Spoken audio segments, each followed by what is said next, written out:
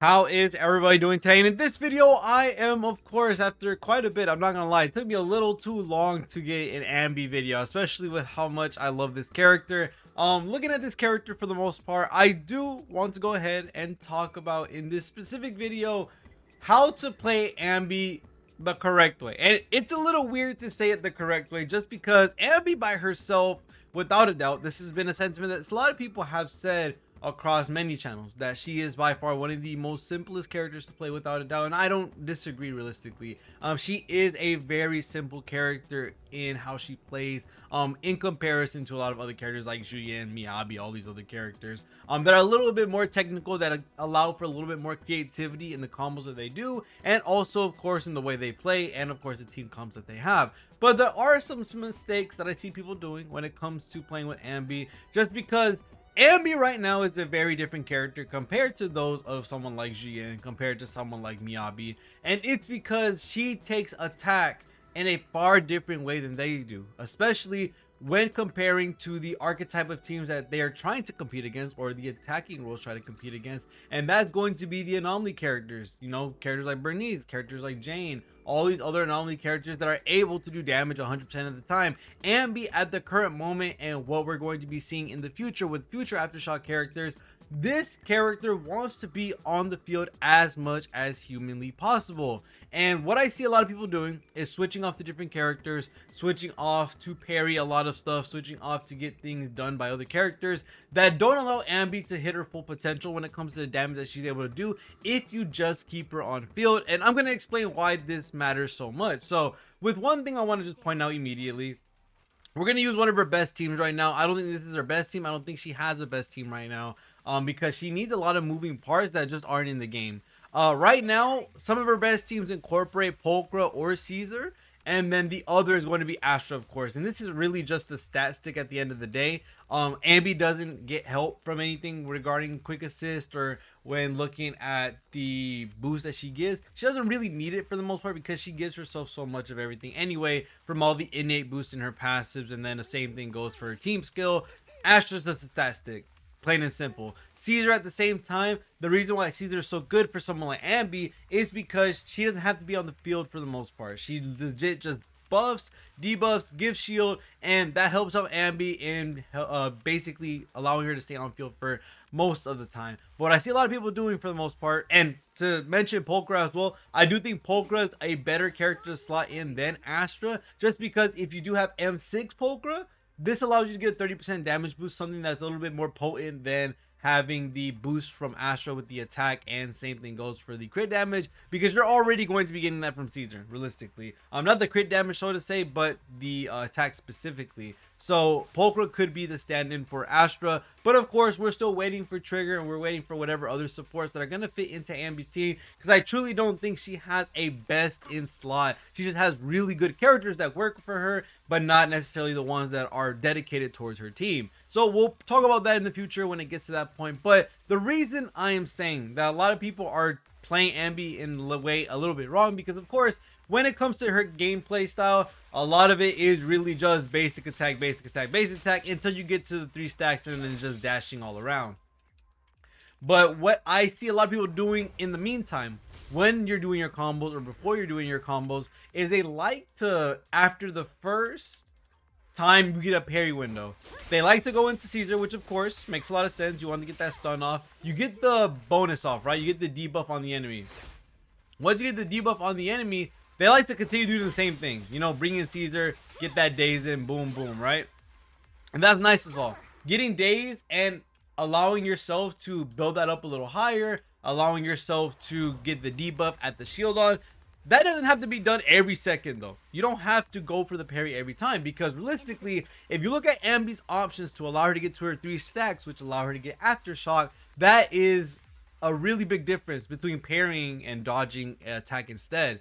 We're gonna go ahead and show you what each gain is for each move, and I'm gonna show you how strong a dodge is realistically, instead of constantly parrying with someone like Caesar, constantly parrying with someone that is not just dodging with Anby, because she is supposed to be on the field a long amount of time. She is the direct counterpart, or the direct key to the attackers being able to catch up with the anomaly teams, which of course Miyabi, Yanagi, Jane, not Miyabi, Bernice are all going to be in a higher tier of DPS because they can do what they want to do for a very long time without having to worry about a stun. Anby is the first character to be able to do the same exact thing, in a little bit of a contrast to Evelyn, because Evelyn can be on field for quite a bit, but she excels a lot more in a bursty window when they're stunned. But she just has the capability of doing damage. Anby wants to be on field 100% of the time. So we're gonna look at her basic attack combo for the most part, and this is going to give you around a bar and a half, realistically, a bar and a little bit more than a half. When it comes to her parry, her parry is going to give her, if I'm not wrong, is like less than half a bar, which is basically negligible. I gotta make sure to parry this at the right time. Yeah, this is going to be literally almost a stack to barely a stack. So the chain attack, or not the chain attack, but the parry from Anby really isn't going to be doing much in helping you out. So we saw the parry, we saw the basic attack chain. Now to look at her dodge. The dodge is what I feel like is one of the strongest moves in her moveset, because this is going to give you 1.5 stack just for that one single attack from the dodge. And this, in coupled with a basic attack chain, gives you the 3 stacks. And there's a little bit more nuance to that. You only need one extra hit after the basic attack chain or before the basic attack chain for it to immediately give you the 3 stacks. And this allows you to go ahead and do your aftershock damage, which is the main bulk of her damage for the most part. So instead of pairing non-stop with other characters like Caesar or any of these other characters, throw in more stuns. Throw in more dodges, my bad. Because this is going to allow you to immediately get those aftershocks and just start doing damage, because she wants to be on the field for a super long time. You're going to go ahead, do your basic attack chain, and then one extra hit, and then that's the full 3 that you need to get the aftershock off.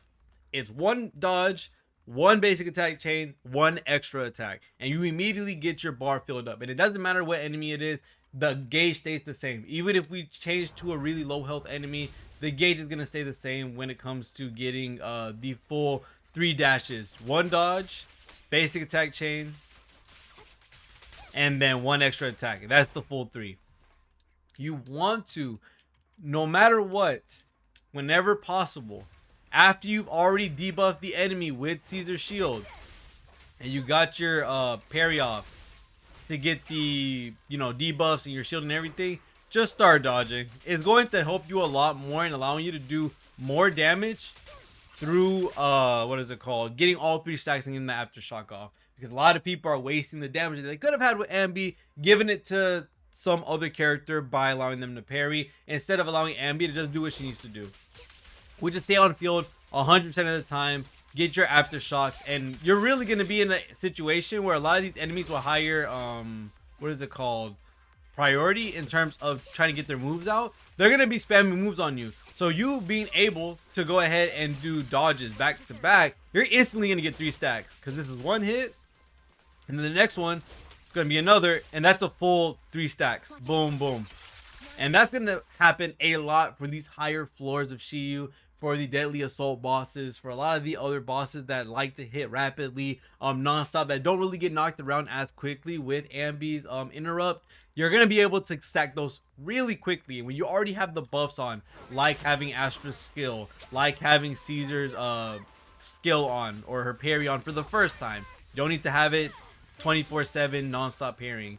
You wait until that buff expires or debuff expires, and then go ahead and apply it while letting Anby do her job and just using the dodge and getting those 3 stacks really quickly, allowing you to get more damage off. And another thing, and this is realistically not a lot of players' fault. It makes sense why you're playing Zenless the way Zenless has been played for the most part for a really long time, and now that attackers are getting a new type of I say section of playstyle versus, of course, characters like Anomaly, the traditional attack characters like Julian, and also like Ellen and all these other characters. It makes sense why the standard pattern of how you're supposed to deal with certain situations does change when you're playing with Anby, and it makes sense that you're neglecting those different things that you have to look at when playing with this specific character, because she's playing an entire different way. She's an attacker that wants to be on field 100% of the time, basically. And the last thing I do want to point out as well is with their energy.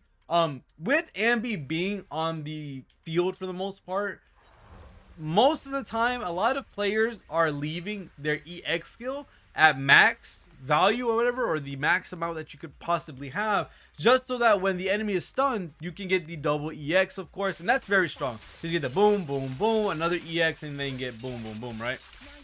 And it makes a lot of sense because it's going to give you a lot more damage when it's time for stun. But because Anby is on field a majority of the time, she actually gets her EX skill really quickly when it comes to getting back another amount of, I guess you could say, what is it? She actually gets a lot of energy back when it comes to building up her skill again, because being able to dodge attacks, being able to get these what's it called, stacks off so that you're able to get the 3 dash attacks, you're going to be getting a lot of this energy back. And I'm going to demonstrate it right here. I'm trying to get full. We're going to do the EX, bam, bam, bam, and let's see how long it takes me with a normal rotation of how you would usually play Anby. We're already halfway there, and most of the time people are carrying these EX. Look at that, she's already max. Holy crap. See, she gets it so fast. So you only want to save your energy when they're around the 80 to 75-ish range when it comes to days. By the time they hit that days, then you want to start conserving your EX skill. Other than that, you want to spam your EX skill as much as humanly possible. Remember, she wants to be on field for the most part. She wants to be on field 100% of the time, and not only that, she wants to be able to do damage as long as she's able to be on there and as much as she possibly can, because like I said, she's the direct counterpart to the Anomaly playstyle, where they're able to be on field doing damage the whole time they're there. And these are just the little things that are going to help you do a little bit more damage with Anby and allow you to be able to see how much extra damage you can get off when you're actually using your EX skill, not letting it top off, not keeping it for no reason. And you're not pairing to the other characters like Caesar or whoever else you're using, because getting these extra dodges off is going to be a heck of a difference when you're getting off as many stacks as possible with these 3 dashes that you're going to get, because not getting these dashes in, it's going to take you a heck of a lot of time to be able to get to 3 stacks. You're going to have to finish basically 2 basic chains, and then you're able to finally go ahead and use her 3 dashes when you could have just used her dash or dodge once. I hate this enemy sometimes. You can use her dodge once and then immediately start going into dashes after the first attack after the basic. So you really just want to play around the fact that she wants to be on field a lot more than all the other characters. She doesn't really want to switch out. She really doesn't want anybody else to parry, because she gets so much value from her dodge attack. She gets a crap ton of stack gain from that really quick one hit. And then you can do your basic attack chain, do that extra hit, and boom, you already have the 3 stacks. And with the enemies in the future, when it comes to Shiyu 7, when it comes to Deadly Assault, all these other bigger bosses that don't have as easy of an interruptible moveset, this allows you to just do double dodge, immediately go into 3 stacks, bam, bam, bam. So you really just want to make sure you're not switching out Anby as much as humanly possible. Let her have her time on field. That's what she wants. Like I said, we really don't have a lot of characters right now that mesh well with Anby, because I do think we have good characters that work well with her. I don't think we have her best or slots. Caesar is really nice, but we really don't need the shield for the most part. The shred and the attack buff is really nice, but is not necessarily needed. Astra is really a stat stick that's helping out with the crit damage, the damage bonus, the attack bonus, which is really nice. But of course, having characters like Polka, characters who literally are able to do extra value off field with giving days, with giving a damage boost at M6, this is something you would 100% want. And of course, Trigger on the horizon is going to be in the exact same manner. She's going to allow Anby to be on field way more than all these other characters, and not necessarily have a reason for you to switch in and out than, of course, characters like Astra, characters like Caesar. So I do think right now the only other character that will be a best in slot for Anby will 100% be Trigger. But other than that, we really don't know who else is going to fit in that last slot, because I don't think Caesar is that needed. I do think she's a good character right now at the moment. And then Astra's the same way. I do think she's a really great character for Anby's team, but I don't think she's the best in slot, of course. I do think this is more catered towards characters that actually need the quick assist, characters that actually need those chain attacks, because Anby, for the most part, doesn't really need it. She doesn't gain anything from it when it comes to the extra chain attacks that she gives and the extra quick assist that she gives. She doesn't need those part pieces of the kit. So Astra isn't really the best character in the world for Anby. But she's a really great character right now, and will continue to be a really great character because Astra is a really good character regardless. So looking at Anby, I hope this helped you a little bit in understanding just the little habits that some people may have when playing with Anby, where they're not allowing her to dodge as much, they're not allowing you to use your EX skill as much as humanly possible. You don't want to hoard it. She stays on field a very long time, so energy is never an issue for her because she will be damaging non-stop, using her dashes non-stop, getting dodges non-stop, which help you do the aftershock damage, which is going to give you a good amount of energy back. So other than that, that's gonna be it for this video. Let me know how you enjoyed this. I love Anby so much. As you can see at the bottom, I have M2. M2 really doesn't change anything that I showcased here in this video, besides some aftershock damage on my EX skill, but that's really just there to do extra damage, not realistically help with the meter gain or anything. So other than that, thank you guys so much for watching all the way to the end of the video. See y'all guys in the next one, and peace.